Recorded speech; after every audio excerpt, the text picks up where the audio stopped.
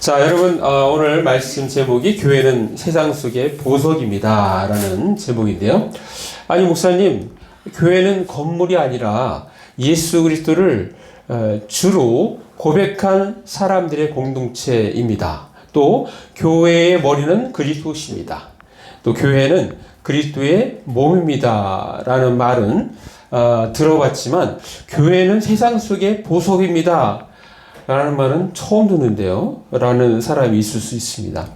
예, 그렇습니다. 이 말은 사실 성경에 나오는 문장은 아니지만 제가 오늘 본문 말씀을 이렇게 묵상하면서 결국은 교회는 세상 속의 보석이라고 생각을 했기 때문에 제가 이제 제목을 그렇게 잡은 것입니다.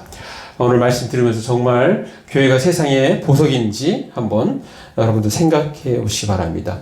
자, 오늘 본문은 역시 계속해서 족보를 다루고 있습니다. 특별히 역대상 6장은 레위 지파의 족보와 또 그들이 흩어져 살았던 성읍이 소개되어 있습니다. 자, 그 중에서 오늘 읽은 본문은 이 아론의 자손, 즉 그핫 자손, 그핫 자손을 소개하면서 그들이 가나안 땅에서 얻은 성읍을 그렇게 소개하고 있습니다. 자, 그핫 자손은 레위의 아들 셋이 있는데 역대상 6장 1절에 이렇게 레위의 아들들은 게르손과 그핫과 무라리요. 그러니까 아론은 그핫 자손이에요. 그핫 자손. 그래서 오늘 말씀이 특별히 그핫 자손, 그러니까 레위 전체를 다 다룰 수 있는데 너무 많으니까 그핫 자손만 이렇게 뽑아서 말씀을 우리가 듣는 것입니다. 자, 우리 자, 아까 읽었던 역대상 6장 60절. 자, 우리 한번 같이 다시 한번 읽습니다. 시작. 또 베냐민 지파 중에서는 게바와 그 초원과 알레멕과 그 초원과 아나돗과 그 초원을 주었으니 그들의 종족이 얻은 성이 모두 13이었더라. 예. 자, 레위 이 후손들은 여느 지파하고는 다르게 이렇게 흩어져 살았습니다. 흩어져. 다른 지파들은 다 이렇게 지역마다 모여 살았는데 이 레위 지파만 흩어져 살았어요. 자, 흩어져 살았는데 그들은 각 지파 속으로 이 도피성을 중심으로 해서 성읍을 구성하고 있었습니다. 오늘 말씀에는 이 그핫 족속은 13을 이렇게 소개하는데 사실 이스라엘 전 지역을 다 합하면 48성읍이 이렇게 레위 후손들이 살고 있었습니다. 자, 이것은 한편으로는 야곱의 저주였어요. 이 흩어져 사는 게, 모여 사는 게 좋잖아요, 사실은. 근데 흩어져 사는 이유는 뭐냐? 첫 번째는 야곱의 저주. 그 아버지의 저주가 있었고요. 또 한편으로는 또 하나님께서 저주를 축복으로 바꾸시면서 이스라엘 하나님을 섬기는 일에 충성하도록 한 것입니다. 그러니까 저주와 축복을 다 경험한 자손이 바로 이 레위 족속이에요. 레위 족속. 자, 우리가 이제 돌아가서 야곱이 이렇게 죽기 전에 이 자녀들을 다 하나씩 축복해요. 큰아들이 루벤이잖아요. 루벤. 둘째가 시므온입니다. 셋째가 레위예요. 그러면서 이렇게 내려오면서 축복하는데 특별히 시므온과 레위를 이 축복할 때 어떻게 하는지 우리 잠깐 한번 보겠습니다. 창세기 49장 5절부터 한번 보겠습니다. 자, 5절에 보니까 시므온과 레위는 형제요 그들의 칼은 폭력의 도구로다. 예, 폭력의 도구로다. 벌써 이렇게 심상치가 않죠. 자, 6절 같이 있습니다. 시작. 네오나 그들의 모의에 상관하지 말지어다. 내 영광아 그들의 집회에 참여하지 말지어다. 그들의 분노대로 사람을 죽이고 그들의 혈기대로 소의 발목 힘줄을 끊었음이로다. 예, 굉장히 안 좋은 모습이 나오는데 자, 이 상황이 어떤 상황이냐면 자, 야곱의 그 아내가 총 넷이 있잖아요. 첫 번째 아내가 레아입니다. 레아에서 처음 태어난 루벤, 시몬, 레위 이렇게 순서대로 태어났어요. 근데 이 시몬과 레위는 레아의 뱃속에서 태어난 자녀들이에요. 근데 그 누이 중에 하나가 디나라는 그러한 누이가 있었어요. 근데 이렇게 이동하는 가운데 가나안 땅으로 이렇게 아버지의 집으로 오고 있는 그 가운데 거기서 이렇게 성추행을 당합니다. 디나가. 근데 성추행을 당하는데 그러나 일반 그런 성추행은 아니에요. 사실은 성추행을 당했지만 그러나 그 추장이 세겜이 그 디나를 너무나 사랑하기 때문에 내가 이 디나와 결혼하겠다 하면서 그 아버지도 찾아와요. 아버지 찾아왔고 내가 디나를 사랑하기 때문에 디나와 결혼하고 싶다. 그렇게 요청합니다. 그렇지만 야곱의 자손들, 야곱의 자녀들이 볼 때는 그거는 있을 수가 없는 거예요. 하나님 앞에서 범죄를 저지른 거예요. 자, 거기서 이렇게 계략을 하나 내는데 그 계략이 뭐냐면 모든 남자가 우리가 하는 대로 모든 남자가 할례를 받으면 우리는 그러면 당신대로 말대로 그렇게 하겠다. 근데 그거는 사실은 그들을 위한 게 아니라 어떤 나쁜 의도가 있었던 거예요. 자, 할례를 행하면 3일째 되는 날은 남자들은 움직이지 못합니다. 수환이 그때 경험했어요. 수환이 모든 지가 아파가지고 막 쩔쩔매는 걸 이렇게 아직도 기억이 나는데 3일째 되면은 꼼짝을 못해요. 그때 이 시몬과 레이가 가서 칼로다가 다 남자를 다 죽여버려요. 다 죽여버려요. 그리고 그 소의 발목의 힘줄을 다 끊어요. 너무너무 잔인한 거예요. 성격이 이런 성격인 거예요. 그러니까 축복을 받을 수가 없어. 자, 이 49장 7절 한번 같이 읽어봐요. 시작. 그 노여움이 혹독하니 저주를 받을 것이요 분기가 맹렬하니 저주를 받을 것이라. 내가 그들을 야곱 중에서 나누며 이스라엘 중에서 흩트리로다. 여러분 살아가면 이런 잔인한 사람이 있어요. 잔인한 사람. 성격 자체가 잔인해. 근데 이런 사람한테 칼이 주어지면 피해를 보는 사람이 많단 말이야. 그러니까 저주를 받는 거예요. 얘네들이 모이면 큰일을 저지를 것 같으니까 흩어놓는 거예요. 그러니까 저주 때문에 흐트러진 건데, 자, 그런데 이 저주가 축복이 된 사건이 또 발생이 됩니다. 자, 애굽에서 이렇게 가나안 땅으로 이동할 때 그때 이제 가나안 땅을 코앞에 두고 시팀이라는 지역에서 어떤 사건이 있었냐면 거기에 있는 이 모압 여자들이 이렇게 우상을 섬기는 모압 여자들이야. 그들의 유혹에 이스라엘 백성이 넘어가요. 그래서 그들과 더불어 함께 하면서 그들의 우상에게 절도 하고 그들과 행음도 합니다. 40년 동안 그런 거 예쁜 여자도 못 보다가 화장도 못한 맨날 사망해서 있으니까 화장할 일이 어디 있겠어요. 그런 여자만 보다가 예쁘게 화장한 여자를 보니까 완전히 돌아버리는 거예요. 그래가지고 완전히 순간적으로 남자들이 다 회가다 해가지고 거기에 푹 빠졌어요. 그러니까 하나님께서 진노하셨어요. 진노하시는데 어떻게 하냐면 야, 추장들을 태양을 향하여 목을 매달아라. 그렇게 명령했어요. 그러니까 막 여기 잡아들이죠. 또 한쪽에는 연병을 또 하나님께서 허락하셔서 여기저기 막 죽어나가죠. 막 사람들이 울고불고 난리 난 거예요. 그런 상황인데 분위기 파악 못하고 어떤 한 남자가 미디안 한 여인을 데리고 막 그냥 성욕에 미쳐가지고 그냥 그런 상황이 보이지도 않는 거야. 데리고 장막으로 들어가요. 근데 그곳을 이 창을 들고 뒤쫓아간 사람이 바로 누구냐면 레이의 자손 중에 비느하스라는 사람이에요. 비느하스. 그 잔인한 성격이 여전히 남아있는지 창을 들고 들어가고 같이 있는 사람 얼마나 세게 이게 찔렀는지 한 번에 두 사람을 배를 다 통과할 정도로 그 자리에서 죽입니다. 근데 죽이는데 이게 죽이는 게 하나님께서 보실 때는 마땅히 심판받아야 될 거를 하나님의 진노의 그러한 마음으로 죽인 거예요. 그러니까 하나님은 해결이 된 거예요. 누군가가 죄값을 받아야 되는데 그 죄값을 치른 거고 그 역할을 비느하스가 한 거예요. 그러니까 하나님께서 됐다. 그러면서 그 죽은 사람은 이스라엘 백성이 죽어가는 것에 대한 대속, 여기서도 대속 개념이 나오는 거예요. 대속. 대신 심판을 받았기 때문에 하나님께서 연병을 그치고 용서합니다. 용서. 자, 용서할 때, 이 사람들은 어떻게, 이스라엘 사람을 살린 거잖아요. 비나스라는 사람이.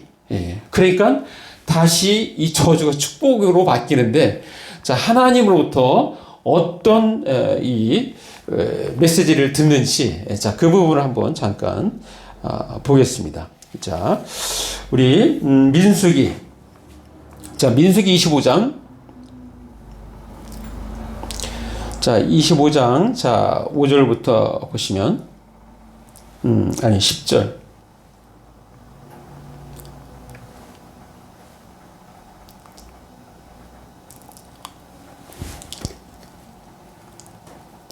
자, 민수기 25장 10절부터 보시면, 여호와께서 모세에게 말씀하여 이르시되, 지금 비느하스에게 할 얘기를 모세에게 말씀하는 거예요. 자, 11절. 자, 한번 같이 있습니다. 시작. 제사장 아론의 손자 엘라셀의 아들 비느하스가 내 질투심으로 질투하여 이스라엘 자손 중에서 내 노를 돌이켜서 내 질투심으로 그들을 소멸하지 않게 하였도다. 비느하스 때문에 이스라엘 사람이 산 겁니다. 자, 그렇게 해서 이제 상을 주는 거예요. 12절 시작. 그러므로 말하라. 내가 그에게 내 평화의 언약을 주리니. 13절. 그와 그의 후손에게 영원한 제사장 직분의 언약이라. 그가 그의 하나님을 위하여 질투하여 이스라엘 자손을 속죄하였음이라. 예, 제사장 직분을 허락받습니다. 그러니까 너의 가문을 통해서 영원토록 제사장 직분을 주겠다 이거예요. 그러니까 제사장 직분의 가장 큰 역할이 뭐예요? 하나님과 인간 사이에 평화롭게 하는 거. 화평케 하는 거예요. 화평케 하는 거. 화평케 하는 그 중요한 임무를 바로 이 레위 자손이 받게 됩니다. 레위 자손이. 특별히 이게 그아 자손 이렇게 받게 되는 거예요. 그래서 이 레위 자손이 그때부터 이 흩어져 있는 것이 저주였었는데 이제는 하나님을 충성스럽게 섬기는 종이 되는 거예요. 자, 이제는 거꾸로 어떻게 되냐면 세상 속에 들어가서 그 세상이 타락하는 것을 방지하는 역할이 바로 레위 자손들이 하는 거예요. 레위 자손이 들어가서 그 안에서 어떤 안 좋은 일들을 이렇게 부정하게 되는 것들을 막는 역할을 바로 레위 사람들이 하는 것입니다. 레위 사람들이. 자, 그러면서 이 성경에 보면은 이 도피성이라는 그 단어가 나옵니다. 자, 우리 다시 한번 아까 우리가 읽었던 역대상으로 다시 돌아갑니다. 자, 역대상 6장 자 57절. 자, 57절 말씀. 자, 우리 한번 같이 있습니다. 시작. 아론 자손에게 도피성을 주었으니 헤브론과 림나와 그 초원과 얏딜과 에스드모아와 그 초원과. 자, 여기서 중요한 단어가 이 도피성이래요. 도피성. 그 아론 자손에게 도피성을 주었어요. 도피성. 예. 자, 도피성은 이스라엘의 전 지역에 6군데를 세웠어요. 6군데. 6군데를 세웠는데 이 도피성의 역할은 뭐냐 하면 이렇게 사람을 부지중에 죽였어요. 내가 의도한 게 아니라 실수로 사람을 죽였단 말이에요. 자, 죽였으면 자, 그러면 이 가해자가 있고 피해자가 있을 거 아니에요. 자, 피해자는 피해자 또 식구들이 있을 거 아니에요. 가족들이. 자, 그러면 피해자 식구들은 어떤 생각하겠어요? 당장 가해자를 어떻게 하든지 뭐 복수를 하든지 죽이려고 할 거 아니에요. 그러니까 그거를 방지하기 위해서 도피성으로 피하도록 하는 거예요. 도피성. 도피성이 딱 들어가면 도피성에는 못 들어가요. 예, 못 들어간단 말이에요. 그래서 도피성에 딱 두고 그리고 나서 그 상황들을 정상적으로 재판을 하는 거예요. 그러니까 이제 감정을 가라앉히고 차가운 이성으로 그때 상황이 정말 어떤 상황이었는가를 하고 그 죄를 분명히 이제 어떤 경중을 가려갖고 정확하게 재판을 하려고 하는 의도가 있습니다. 예. 여러분, 이게 오늘날도 마찬가지예요. 오늘날의 도피성 역할하는 게 유치장입니다. 유치장. 자, 교통사고로 나고 인사사고가 났어요. 예? 교통사고는 의도한 게 아니잖아요. 가다가 누구를 죽였어. 그러면 가해자는 어떻게 하냐면 바로 유치장에 가두입니다. 예. 유치장에 가두는 이유가 바로 이런 것 때문에 피해자 가족이 복수를 못하도록 일단은 단절을 시키는 거예요. 유치장이 우리가 볼 때는 구속됐다고 하지만 사실은 엄밀히 보면은 이게 가해자 피해자를 분리시키는 거예요. 분리시키고 그 감정을 이제 좀 자제시키면서 이제 이성으로 판단하는 거예요. 그때 상황이 어땠는지. 그래서 정확하게 경중을 따지면서 그러면서 정말 죄를 물어야 될지를 결정하는 그 역할을 하는데 바로 유치장이 도피성입니다. 예, 그래서 이 구속당했으면 되게 깜짝 놀라는데 그 도피하기 위해서 그런 거예요. 자, 그런 것들이 바로 이때 당시에 레위 지파 중심으로 있었습니다. 자, 왜 교회는 세상 속의 보석이라고 할 수 있을까요? 예. 자, 이 말은 아까도 말씀드렸듯이 성경에 나오진 않지만 자, 보석이라는 단어를 한번 생각해 보시기 바랍니다. 보석하면 어떤 이미지가 떠오릅니까? 보석하면 보석의 대표적인 이미지는 이 반짝이는 거, 광채인데 자, 보석은 빛을 받으면 눈부시게 빛이 납니다. 이는 고급스러움과 아름다움의 상징으로도 여겨집니다. 또한 보석은 상징적 의미가 있습니다. 그래서 보석의 색상과 종류에 따라서 다이아몬드는 영원하는 의미를 갖고 있어요. 또 루비는 열정의 의미를 담고 있습니다. 또 사파이어는 지혜라는 의미가 담겨 있어요. 자, 이러한 고유한 상징을 지니고 있는데 또한 보석은 문화적 예술적 가치도 가지고 있습니다.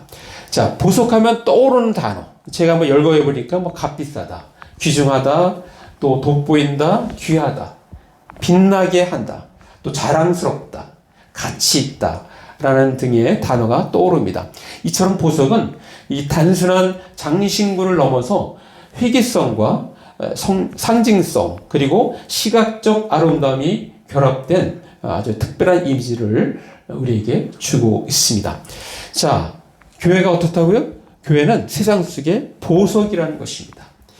자, 구약의 도피성이 오늘날의 교회입니다. 교회. 예. 자, 구약시대 그 도피성은 피난처입니다. 자, 숨을 쉴 수 있는 공간입니다. 위로와 재충전을 가져다 줍니다. 도피성은 소망을 줍니다. 예. 그게 바로 교회인 거예요. 교회. 제가 AI한테 물어봤어요. 교회가 왜 보석이냐 물어봤더니 교회는 믿음과 소망과 사랑을 주기 때문에 보석이라는 거예요. 와, 너무 멋지지 않아요? 바로 그런 것을 주는 데가 바로 교회인 거예요. 오늘날 정말 믿음, 소망, 사랑 필요하잖아요. 근데 그걸 제시하고 주는 데가 어디라고요? 교회라는 거예요. 그래서 교회는 보석이라는 것입니다. 자, 우리나라에서 가장 유명한 독립투사, 승기야. 가장 유명한 독립투사가 누구지? 백범? 김구. 배웠어? 안 배웠어, 아직? 자, 백범 김구 선생이 있잖아요. 이 사람도 크리스찬이에요. 크리스찬. 자, 이 백범 김구 선생이, 이분이 전 한국에 들어왔죠. 그래서 저 대통령 선거를 앞두고, 막 그런 어떤 와중에, 이승만과 이렇게 쌍벽을 이루는 사람인데, 백범 김구가, 교회에 가서 강연을 했습니다. 자, 그때 1945년 11월 28일, 정동교회에 가서, 임시정부 요인과 미군 환영 행사에서, 김구가 뭐라고 얘기했냐면, 이 반석 위에 새 나라를 세우겠다라고 연설을 합니다. 이때 뭐라고 얘기하냐면, 경찰서 10곳을 세우는 것보다 교회 한 곳을 세우는 것이 낫습니다. 예. 자, 이 얘기를 한 거예요. 경찰서 10곳보다도 교회 한 곳 세우는 게 낫다는 거예요. 예. 일반 사람들이 이해를 못 하잖아요.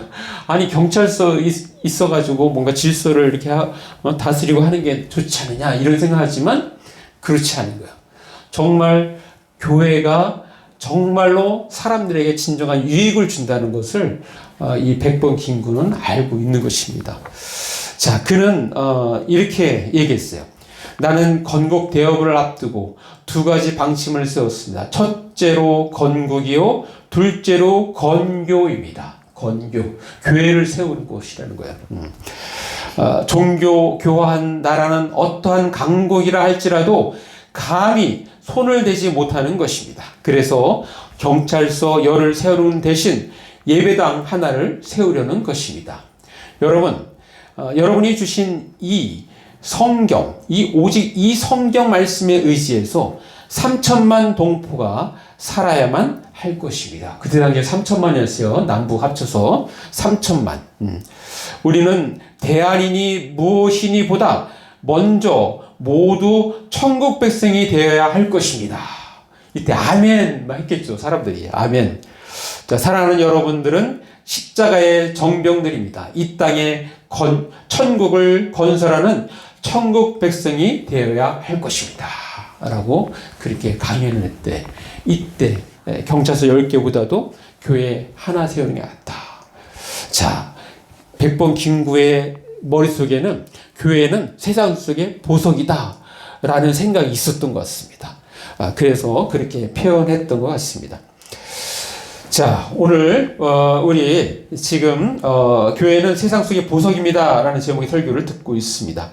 자, 그렇다면 오늘 말씀을 근거로 해서 우리의 삶에 적용하기 위해서 어떻게 할까요? 세 가지를 제가 제안합니다. 첫 번째는 세상에서 하나님을 높이며 복음을 전해야 합니다. 자, 이 레위인의 그러한 놀라운 특성은, 그러한 권리, 그러한 임무는 바로 믿는 자들에게 주어졌습니다. 자, 베드로전서 2장 9절 말씀. 자, 우리 한번 같이 읽습니다. 시작. 그러나 너희는 택하신 족속이요, 왕같은 제사장들이요, 거룩한 나라요, 그의 소유가 된 백성이니 이는 너희를 어두운 데서 불러내어 그의 기이한 빛에 들어가게 하신 이의 아름다운 덕을 선포하게 하려 하시니라. 자, 왕같은 제사장, 레위인들에게 주었던 그 제사장의 역할을 우리 예수 믿는 사람들에게 줬다는 거야. 그래서 예수 믿는 사람들 공동체가 교회 아닙니까? 교회는 이 제사장 역할을 해야 되는 거예요. 세상 사람들, 믿지 않는 사람들과 하나님과 이렇게 원수된 그 관계를 화평케 하는 역할을 해야 되는 거예요. 우리가 승기가 예수를 받아들이고 이 화평 안으로 들어왔잖아요. 그래서 오늘 또 이렇게 교회에 왔잖아요. 하나님께서 승기를 놀랍게 축복하실 줄 믿습니다. 자, 그래서 이렇게 우리 한 사람 한 사람이 귀한 거예요. 그러니까 그 사람들의 모임, 바로 세상 속의 보석인 것입니다. 자, 디모데후서 4장 2절 말씀도 우리 한번 보겠습니다. 디모데후서, 자, 4장 2절 말씀. 자, 우리 같이 읽습니다. 시작. 너를 말씀을 전파하라. 때를 얻든지 못 얻든지 항상 힘쓰라. 범사의 오래 참음과 가르침으로 경책하며 경계하며 권하라. 자, 저는 이거를 화수목 나가서 전도하잖아요. 제가 나가면요, 한 사람 이상이 영접을 합니다. 할렐루야. 얼마나 감사해요. 지난번에도 그 아파트 앞에서 이스라 학생과 공민주 학생, 중학교 1학년 학생들인데 그 두 학생을 데려놓고 복음을 전하고 영접을 시켰어요. 그때 승기 엄마하고 승기가 딱 나타나더라고요. 얼마나 반갑던지. 승기 엄마도 인사하고 이러면서 승기를 막 엄마 앞에서 칭찬을 해줬어요. 교회 잘 보내라고, 승기는 앞으로 훌륭한 사람이 될 거라고 그렇게 얘기를 했는데 그때 2명 영접했습니다. 제가요, 시간을 이렇게 아껴야 될 정도예요. 왜냐면 저도 퇴근을 해야 되니까 한두 명만 하고 더 이상 기회가 있어도 다음 기회. 제가 나가면 딱 이렇게 준비된 영혼들이 있는 거예요. 얼마나 좋습니까? 예. 그래서 이렇게 때를 얻든지 못 얻든지 항상 힘쓰라. 그러니까 제가 행복하겠어요? 행복하지 않겠어요? 행복하죠. 요즘에 행복한 거예요. 주일날 되면 누가 올지 기대가 되는 거예요. 기대가. 아직까지 이렇게 생기처럼 오는 애들가 없어서 그렇긴 한데 누가 올지 기대가 되는 거예요. 자, 그런 나날이 계속해서 이어질 걸로 믿습니다. 자, 교회는 세상 속의 보석입니다. 그렇다면 우리가 어떻게 해야 될까요? 두 번째는 우리 모두는 주님의 성품을 닮아가도록 힘써야 합니다. 자, 우리 말씀 보겠습니다. 자, 에베소 4장. 자, 에베소 4장 24절 말씀. 자, 우리 같이 읽습니다. 시작. 하나님을 따라 의와 진리의 거룩함으로 지으심을 받은 새 사람을 입으라. 예. 여러분, 우리가 처음에 창조될 때 하나님의 형상대로 창조되었잖아요. 근데 죄로 말미암아 하나님과 원수가 되었단 말이에요. 자, 그런데 우리가 예수를 믿음으로 말미암아 어떻게 했어요? 하나님과 화평케 되었어요. 자, 화평케 되어서 화평케 된 사람은 어떻게 살아야 돼요? 바로 의와 진리의 거룩함으로 지으심을 받은 새 사람을 입는 거예요. 새 사람으로 하나님이 원하시는 원래 창조의 목적대로 사람이 계속해서 새 사람으로 입혀가는 그것이 우리의 신앙생활의 과정입니다. 가장 좋은 방법이 뭐예요? 예수를 닮아가는 거죠. 예수를 닮아가는 거. 그래서 바로 주님의 성품을 닮아가도록 힘쓰는 것. 이것이 반짝반짝 빛나는 세상 속의 보석의 모습인 것입니다. 자, 교회는 세상 속의 보석입니다. 그렇다면 우리가 어떻게 될까? 마지막 세 번째는 세상의 빛과 소금이 되어야 합니다. 세상의 빛과 소금. 자, 우리 말씀 봅니다. 요한복음 9장 5절 말씀 보겠습니다. 자, 우리 한번 같이 읽습니다. 시작. 내가 세상에 있는 동안에는 세상의 빛이로라. 예수님의 말씀이에요. 내가 세상에 있는 동안에 내가 세상의 빛이다. 이거예요. 세상의 빛. 자, 그러면 세상의 빛이 우리가 영접할 때 우리 안에 들어오셨어요. 우리 안에 들어오셨어요. 우리는 뭐가 돼요? 빛의 자녀가 되는 거예요. 빛의 자녀. 자, 예수님이 빛이시고 우리는 빛의 자녀예요. 자, 그래서 성경은 자, 우리 또 봅니다. 자, 에베소 5장 8절 말씀. 자, 우리 같이 읽습니다. 시작. 너희가 전에는 어두움이더니 이제는 주 안에서 빛이라. 빛의 자녀들처럼 행하라. 우리가 예수 믿기 전에는 우리는 어두운 가운데 있었어요. 그러나 예수 믿고 나서 우리는 빛 안으로 들어왔고 예수님이 빛이고 우리는 빛의 자녀가 되었습니다. 이제 어떻게 생각해야 돼요? 우리는 빛의 자녀들처럼 그렇게 행하는 거고 사는 것입니다. 예. 여러분, 또 우리 말씀 또 보겠습니다. 우리 빛의 모습은 어떻게 해야 되는지. 자, 우리 누가복음 8장 16절 말씀. 자, 한번 같이 있습니다. 시작.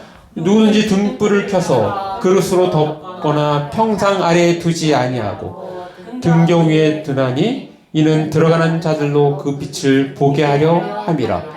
여러분, 이 등잔이 있는데 등잔을 이렇게 그릇으로 덮는 사람이 있어요? 또 침대 밑에 두는 사람이 있어요? 등잔은 어떻게 해요?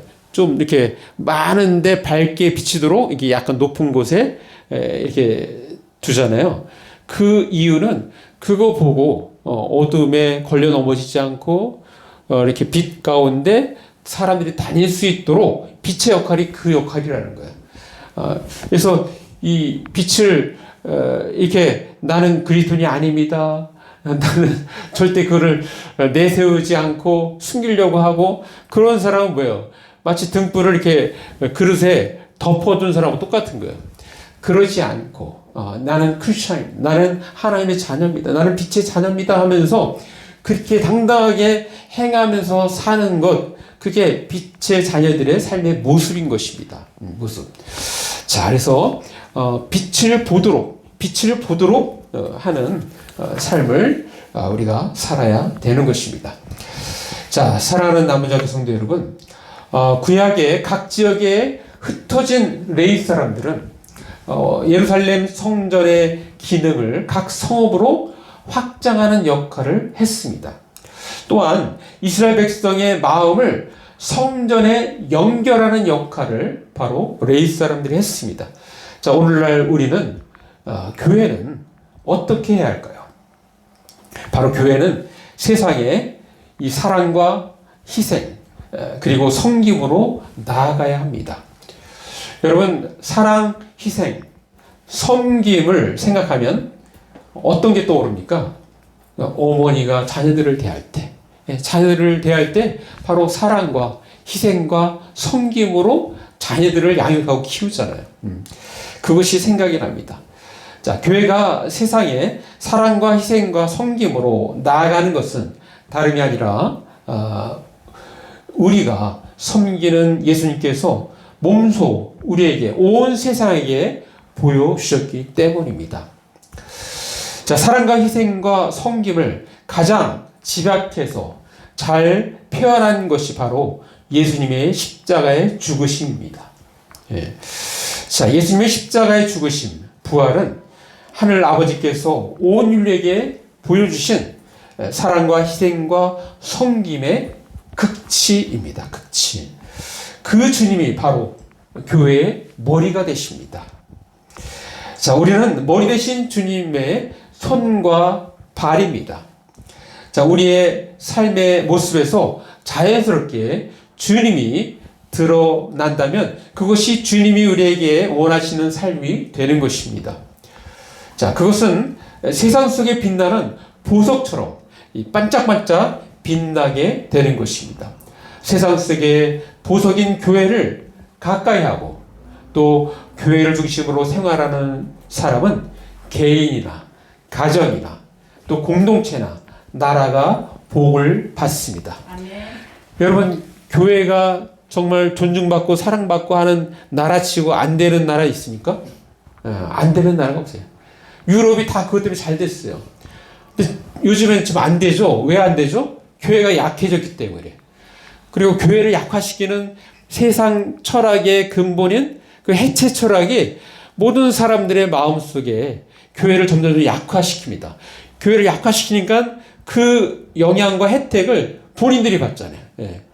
가장 유럽에서 망가지는 교회, 나라 중에 하나가 프랑스입니다. 프랑스. 프랑스는 지난번에 이 올림픽 이거 할 때도 막 그냥 우상숭배 하듯이 막 이렇게 아주 망가진 모습들을 많이 보여줘갖고 사람들이 인상을 찌푸리게 했습니다. 그러한 모습이 교회가 약화되었기 때문에.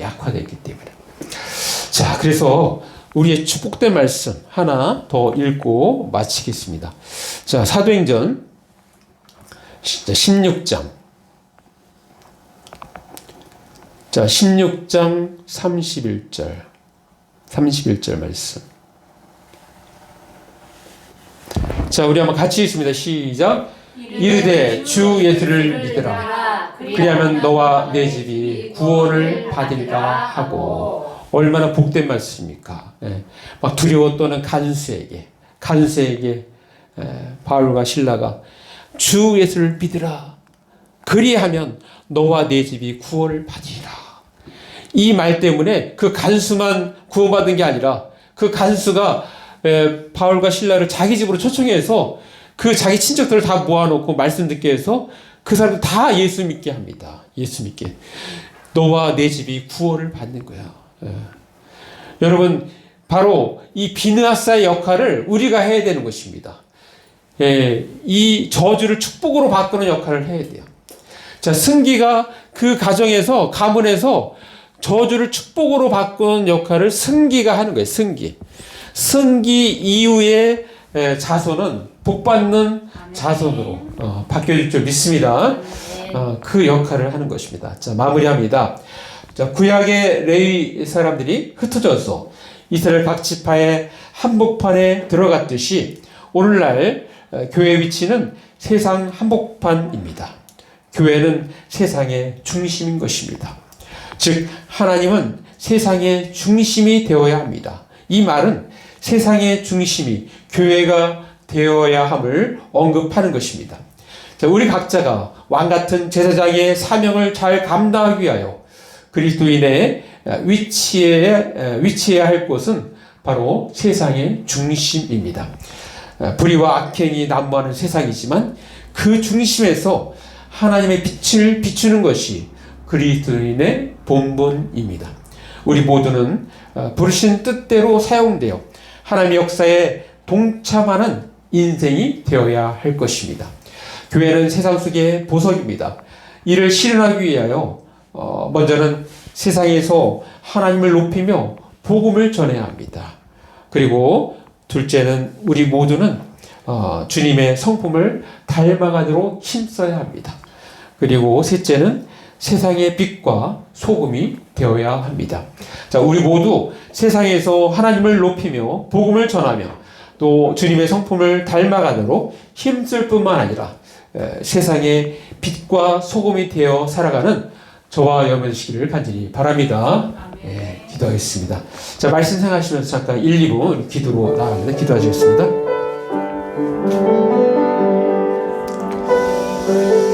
오 아버지 하나님 감사합니다.